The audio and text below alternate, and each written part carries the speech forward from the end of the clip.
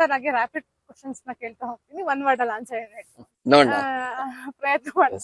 Sir ನಿಮ್ಗೆ ತುಂಬಾ, ನಾನು ಎಷ್ಟೊಂದು ಸರ್ಚ್ ಮಾಡ್ತಾ ಇದ್ದಾಗ ನಿಮ್ ಬಗ್ಗೆ ಡಾಕ್ಟರ್ ರಾಜ್ಕುಮಾರ್ ಅವರೇ ನಿಮ್ಗೆ ತುಂಬಾ ಫೇವರೇಟ್ ಡಾಕ್ಟರ್ ಅಂತ. ಸರ್ ಅವ್ರ ಬಗ್ಗೆ ಹೇಳೋದಾದ್ರೆ?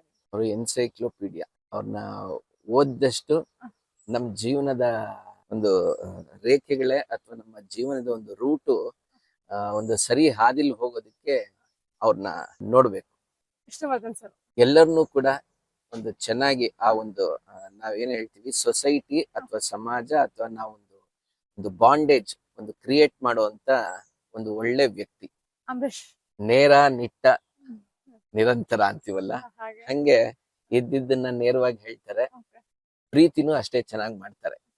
ಶಂಕರ್ ನಾಗ್ ಸರ್, ಶಂಕರ್ ನಾಗ್ಸ್ ಅವರ ಒಂದು ವರ್ಕ್ ನ ನಾವು ನೋಡಿ, ವರ್ಕಿಂಗ್ ಸ್ಟೈಲ್ ಆಮೇಲೆ ಅಂದ್ರೆ ಅವರು ತುಂಬಾ ಮುಂದಿನ ಯೋಜನೆಗಳನ್ನ ಮೊದ್ಲೇ ಈಗ ಒಂದು 30 ವರ್ಷದನ್ನ ಮೊದ್ಲೇ ಅವರು ಹೀಗಾಗಬಹುದು ಅಥವಾ ಆಗತ್ತೆ, ಈ ರೀತಿಯಾಗಿ ನಾವು ಇರ್ಬೇಕು ಅನ್ನೋದನ್ನ ತೋರಿಸುವಂತ ಒಂದು ವ್ಯಕ್ತಿ.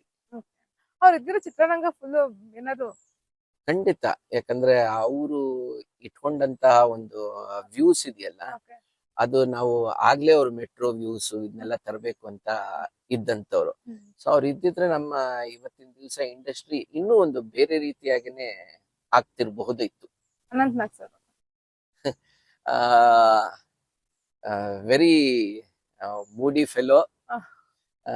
ಅವ್ರನ್ನ ಅರ್ಥ ಮಾಡ್ಕೊಳ್ಳೋದು ಸ್ವಲ್ಪ ಕಷ್ಟ, ಬಟ್ ಅರ್ಥ ಆದ್ರೆ ವೆರಿ ಸಾಫ್ಟ್ ಸ್ಪೋಕನ್, ಎಲ್ಲರ ಜೊತೆನೂ ಒಂದು ಮಗು ತರ ಇರ್ತಾರೆ. ಸರ್ ನೀವು ಕಾಮಿಡಿ ಆಕ್ಟರ್ ಆಗಿರೋದ್ರಿಂದ ನರಸಿಂಹ ಸರ್, ಅಯ್ಯೋ ಅವರ ಕಾಮಿಡಿನೇ ನಾವ್ ಏನೇನು ಅಲ್ಲ. ಅವ್ರು ಮಾಡಿರುವಂತ ಕಾಮಿಡಿ ಅಂದ್ರೆ ಅವರಲ್ಲಿ ಒಂದು ಡೈಲಾಗ್ ಕಾಮಿಡಿನೂ ಕಲಿಬೇಕು ನಾವು, ಬಾಡಿ ಮ್ಯಾನರಿಸಮ್ ಕಾಮಿಡಿನೂ ಕಲಿಬೇಕು. ಎಲ್ಲ ರೀತಿಯಾದಂತ ಒಂದು, ನಾವು ಚಾರ್ಲಿ ಚಾಪ್ಲಿನ್ ಅಂತ ಏನ್ ಕರಿತೀವಿ ನಮ್ಮ ಇಂಡಿಯಾಗೆ, ಅವರೇ ಒಂದು ಚಾರ್ಲಿ ಚಾಪ್ಲಿನ್.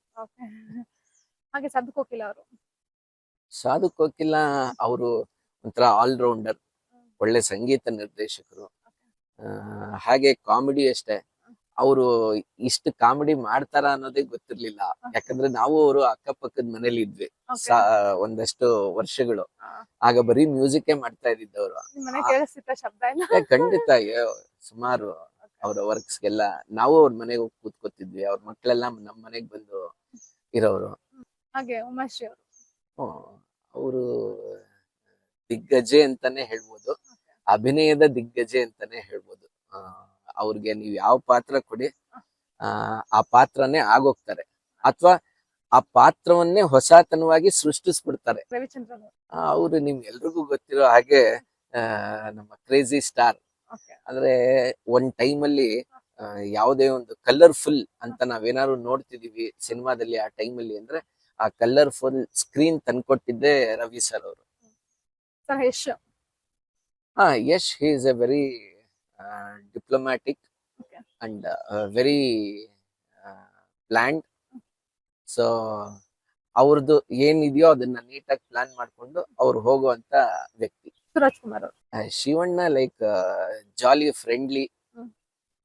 ಅವರು ಯಾವ ಏಜ್ ಗ್ರೂಪ್ ಇಲ್ಲ, ಚಿಕ್ಕ ಮಗು ಇರ್ಬೋದು, ವಯಸ್ಸಾದವ್ರು ಇರ್ಬೋದು, ಅವ್ರ ಏಜ್ ಅವ್ರು ಇರ್ಬೋದು, ಏನಮ್ಮ ಅನ್ಕೊಂಡು ಎಲ್ಲರ ಜೊತೆನೂ ಮೂವ್ ಮಾಡುವಂತ ವ್ಯಕ್ತಿ.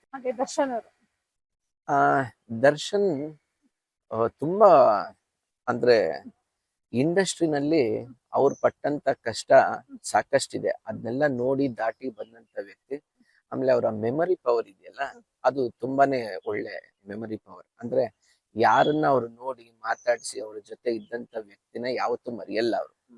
ನಮ್ ತಂದೆನೆ ಅವರ ಫಸ್ಟ್ ಸಿನಿಮಾ ಮೆಜೆಸ್ಟಿಕ್ ಸಿನಿಮಾ, ಅದ್ರಲ್ಲಿ ನಮ್ ತಂದೆ ಅಭಿನಯಿಸಿದ್ರು. ಅದಾದ್ಮೇಲೆ ಸುಮಾರು ಲಾಲಿ ಮತ್ತೊಂದು ಈ ತರದೆಲ್ಲ ಸಿನಿಮಾಗಳಿಗೆ ಗ್ಯಾಪ್ ಆಗಿತ್ತು. ಇಲ್ಲೇ ನಮ್ಮ ಏರಿಯಾದಲ್ಲಿ ಸೋಮಶೇಖರ್ ಸರ್ ಅವ್ರದ್ದು ಯಾವ್ದೋ ಒಂದು ಕಾರ್ಯಕ್ರಮ, ಅವಾಗ ನಮ್ಮ ತಂದೆಗೆ ಸ್ಪಾಂಟಿಲೈಟಿಸ್ ಆಗಿತ್ತು. ಅದು ಆ ಪೇಪರ್ ಅಲ್ಲಿ ಫೋಟೋ ಬಂದಿತ್ತು. ಅವಾಗ ನಾನು ಮತ್ತೆ ದರ್ಶನ್ ಸರು, ನಮಿತಾ, ಸೃಜನ್ ಇವರೆಲ್ಲ ಒಂದು ಯಾವ್ದೋ ಒಂದು ಅನಿವಾಸಿ ಕನ್ನಡಿಗರ ಕಾರ್ಯಕ್ರಮಕ್ಕೆ ಬಹರೀನ್ಗೆ ಹೋಗಿದ್ವಿ. ಸೊ ಅಲ್ಲಿ ಹೋದಾಗ ದರ್ಶನ್ ಅವರು ಕೇಳಿದ್ರು, ಅಂಕಲ್ ಹೇಗಿದ್ದಾರೆ, ಅವ್ರಿಗೇನೋ ಕತ್ತಿಗೇನೋ ಹಾಕೊಂಡು.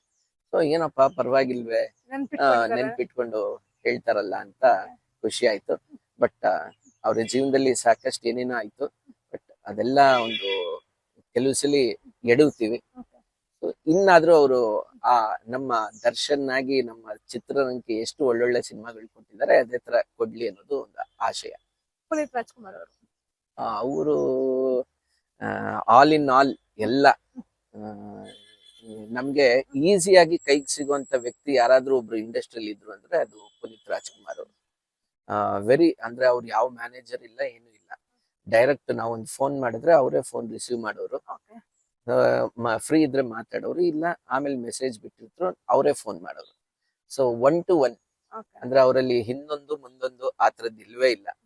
ಸ್ಟ್ರೈಟ್ ಏನೇ ಇದ್ರು ಅವ್ರ ಜೊತೆನೆ ವ್ಯವಹಾರ. ರಚಿತಾರಾಮ್ ರಚಿತಾರಾಮ್ ಅವ್ರ ಬಗ್ಗೆ ನನ್ಗೆ ಸಾಕಷ್ಟು ಗೊತ್ತಿಲ್ಲ, ಯಾಕಂದ್ರೆ ಅವ್ರ ಜೊತೆ ನನ್ನ ಒಡನಾಟ ಇಲ್ಲ. ಓಕೆ ರಮ್ಯಾ ಅವರು ರಮ್ಯಾ ಅವ್ರನ್ನ ನಾನು ಸಾಕಷ್ಟು ಒಂದು ಇಂಟರ್ವ್ಯೂಗಳಲ್ಲಿ ಅಥವಾ ಮತ್ತೊಂದು ಎಲ್ಲಾದ್ರೂ ಫಂಕ್ಷನ್ಸ್ ಈ ತರದ್ದೆಲ್ಲ ಭೇಟಿ ಆಗಿದ್ವಿ. ಐ ಥಿಂಕ್ ಶಿ ಇಸ್ ಎಲ್ಲರ ಜೊತೆನೂ ಒಂಥರ ವೆರಿ ಫ್ರೆಂಡ್ಲಿ ಆಗಿ ಇರುವಂತ ಇಂಡಸ್ಟ್ರಿಲಿ ಇರುವಂತ ಒಬ್ರು ಹೀರೋಯಿನ್. ರಕ್ಷಿತಾ ರಕ್ಷಿತಾ ಅವ್ರಿಗೆ ಅವ್ರು ಒಂಥರ ಖಡಕ್ ಅಂತಾನೆ ಹೇಳ್ಬೋದು. ನಮ್ಮ ಈ ಮಾಲಾಶ್ರೀ ಅವರು ಅಥವಾ ಇವರೆಲ್ಲ ಒಂದು ಕ್ಯಾಟಗರಿ ಅಂತ ಹೇಳ್ಬೋದು.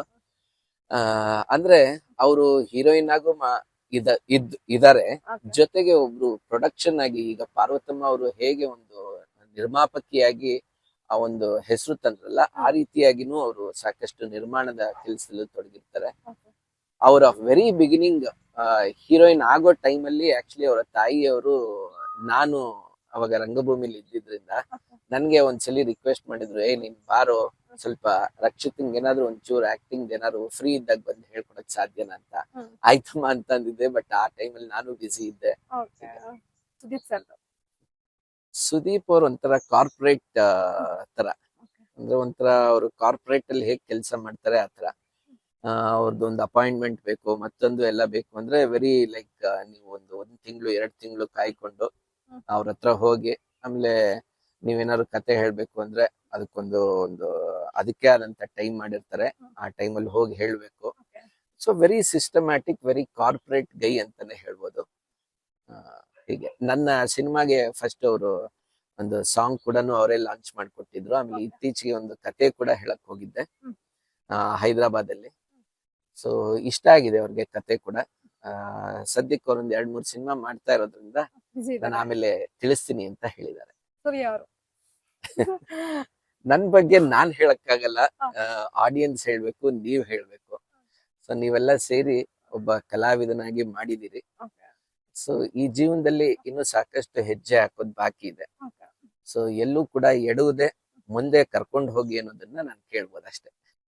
ನಟನೆಗೂ ಸೈ, ಪ್ರೊಡಕ್ಷನ್ಗೂ ಸೈ, ಎಲ್ಲದಕ್ಕೂ ಸೈ ಅಂತ ಇಷ್ಟ ತನಕ ಅವ್ರ ಜೀವನದ ಬಗ್ಗೆ ಆಗಿರ್ಬೋದು, ಅವ್ರು ನಡೆದ ದಾರಿ ಆಗಿರ್ಬೋದು, ಕಲಾರಂಗದ ಬಗ್ಗೆ, ಚಿತ್ರರಂಗದ ಬಗ್ಗೆ ಎಲ್ಲಾ ರೀತಿಯ ಮಾಹಿತಿಗಳನ್ನ ಕೊಟ್ಟು ನಮ್ಮ ಚಾನಲ್ ಮುಖಾಂತರ ತಮ್ಗೆ ಯಶಸ್ವಿ ಸಿಗ್ಲಿ ಅಂತ ನಾವು ಕೇಳ್ಕೊತೀವಿ ಸರ್. ಮುಂದಿನ ಜೀವನದಲ್ಲಿ ನೀವು ಏನೇನು ಅಚೀವ್ ಮಾಡ್ಬೇಕು ಅನ್ಕೊಂಡಿದ್ದೀರಾ ಅದನ್ನ ದೊಡ್ಡ ಮಟ್ಟದಲ್ಲಾಗ್ಲಿ ಅಂತ ಕೇಳ್ಕೊಂತಾ ಇದೀವಿ ಸರ್. ಧನ್ಯವಾದಗಳು ಸರ್. Thank you. ತಮಗೂ ಅಷ್ಟೇ, ಹಾಗೂ ತಮ್ಮ ಈ ಚಾನೆಲ್ನ ಎಲ್ಲ ವೀಕ್ಷಕರಿಗೂ ಧನ್ಯವಾದ ಹೇಳಕ್ ಇಷ್ಟಪಡ್ತೀನಿ. ಹಾಗೆ ನಿಮ್ಮ ಚಾನೆಲ್ ಕೂಡ ಇನ್ನೂ ಯಶಸ್ವಿ ಆಗ್ಲಿ ಅಂತ ಆಶಿಸ್ತೀನಿ. ನಮಸ್ಕಾರ.